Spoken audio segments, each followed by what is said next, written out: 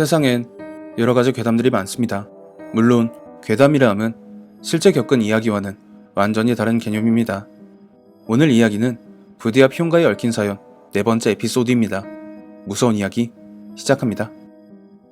안주인 귀신에게 거하게 털린 선임하사가 일찍 사관 퇴근 전 주임원사와의 독대에서 전날 겪은 일을 전부 털어놓았는데, 이를 들은 주임원사는 단단히 열을 받았다고 하네요.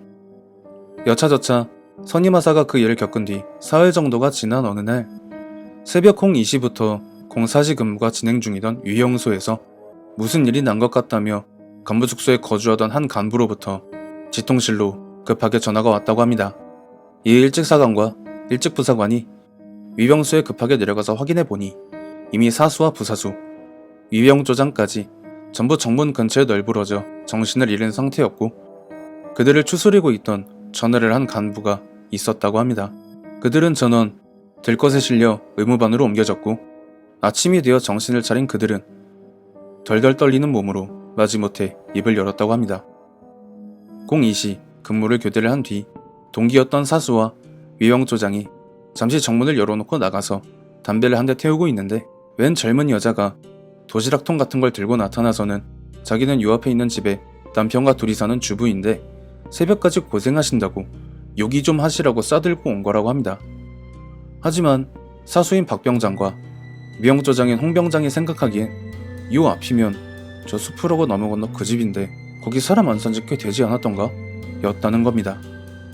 일단 규정상 신원 미상의 민간인이 건네는 건 그 어떤 것이든 함부로 받아선 안 되었기에 죄송합니다. 받을 수 없으니 다시 가지고 돌아가 주십시오 라고 정중히 거절했다고 합니다.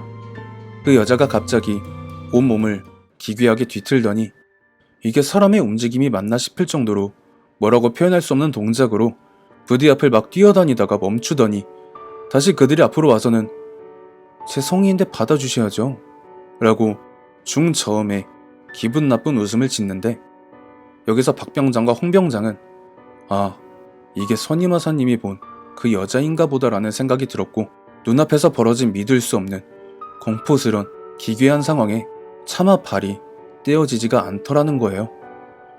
그들이 그 여자를 보면서 어버버버 하고 있는데, 그걸 본 여자가, 아니 박병장과 홍병장의 증언에 의하면 무슨 각시탈춤 같은 걸 추는데 그 여자의 정수리 위로 피 같은 게 분수대에서 물이 솟구치는 것 마냥 올라오더라는 겁니다. 여기서 그들은 동시에 비명을 지르며 그제서야 떨어지는 발걸음을 위병소 안으로 내달렸고, 사수 박병장은 부사수에게 빨리 문을 닫으라는 신호를 줬는데, 이를 뒤에서 지켜본 부사수는 동공이 풀린 게 이미 넋이 나간 것 같아 보였다고 해요. 여기서 부사수의 증언은 박병장과 홍병장이 동시에 헐레벌떡 뛰어들어오니 그 탈춤을 추던 여자 또한 온몸을 뒤틀며 위병소 안으로 들어오려고 하길래 사수의 신호를 받고 그대로 움직이려 했지만 정말 온몸이 딱딱하게 굳어서 움직여지질 않더라는 거죠. 그렇게 갈팡질팡하고 있는 자신에게 그 여자가 얼굴을 바짝 들이밀고는 무섭지 무섭지 무섭지 무섭지 무섭지 를 반복했고, 그걸 마지막으로 정신을 잃었다고 합니다. 이후 위병소 안으로 들어온 박병장과 홍병장은 쓰러져 있는 부사수를 부축하여 위병소로 옮기기 위해 밖으로 다시 나왔는데, 다행히도 그 여자는 안 보였고, 그렇게 부사수를 부축하려 하자 방탄 헬멧에 가려진 시야 아래로 길게 늘어진 검은색의 긴 머리가 내려오는 걸 확인한 박병장은 짧은 고함을 지른 뒤 그 자리에서 정신을 잃었고, 홍병장은 쓰러진 박병장을 확인하려 고개를 들었는데 공중에서 물구나무를 서서 자신을 보며 희죽거리는 여자를 확인한 뒤 곧바로 정신을 잃었다고 합니다.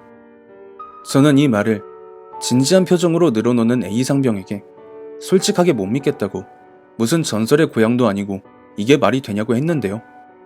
A상병도 처음 들을 땐 그냥 자기 놀리려고 말 지어내나 보다 했다는데, 일단 말년병장이었던 차병장이 굳이 집 갈 날이 며칠 안 남은 그가 자신에게 왜 장난을 치려 했겠느냐며 말을 하더라고요. 그래서 이후에는 어떻게 되었냐고 물었더니 A상병에 이어지는 말은 너무 의외였습니다. 정말 황당하게도 그들 3명이 일제히 그 여자를 목격한 이후로 그 여자가 다시 모습을 드러내거나 다른 어떤 사건이 벌어지지 않았다고 합니다. 그러니까 완전히 모습을 감춰버렸다는 거죠. 그렇게 A상병은 이야기를 완전히 끝낸 뒤 담배 좀 피우고 오겠다고 하더니 쏟아지는 빗줄기에 그만 손에 들고 있던 군용 망원경을 떨어뜨렸고 렌즈와 덮개가 산산조각이 나는 모습과 함께 저와 그는 그 자리에서 완전히 얼어버렸습니다. 빗길에 수직 낙하로 떨어져서 박살난 군용 망원경. 행보관이 이 일을 알게 되는 즉시 군기교육대나 영창으로 향할 가능성이 100%였습니다. 이렇게 A상병에게 전해들은 제가 복무했던 부대 앞에 있는 흉가에 얽힌 사연은 끝내겠습니다. 아마 제가 여기서 끝낸 걸 보시면서 이렇게 끝내면 욕먹을 텐데 라고 생각하실 텐데요. 제가 A상병에게 부대 앞에 있는 흉가에 얽혀있던 사연을 들은 게 여기까지라는 겁니다. 제가 끝낼 거면 저 위에서 끝냈지 왜 굳이 사족을 부척했어요.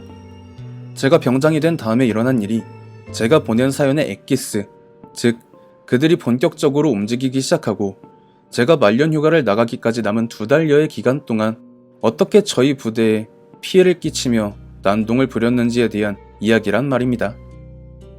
이렇게 부대 앞 흉가에 얽힌 사연이 마무리되었습니다.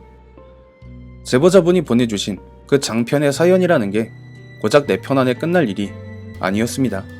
이제 다음 영상부터는 제보자분이 병장이 된 이후 말년휴가까지의 2달의 기간 동안 복무하셨던 부대에서 벌어졌던 제가 정말 직접 겪은 일이 많냐고 여러 차례 확인했던 그 이야기를 업로드하도록 하겠습니다. 시청해주신 모든 분들 감사드리며 구독과 좋아요 알림 설정 부탁드립니다.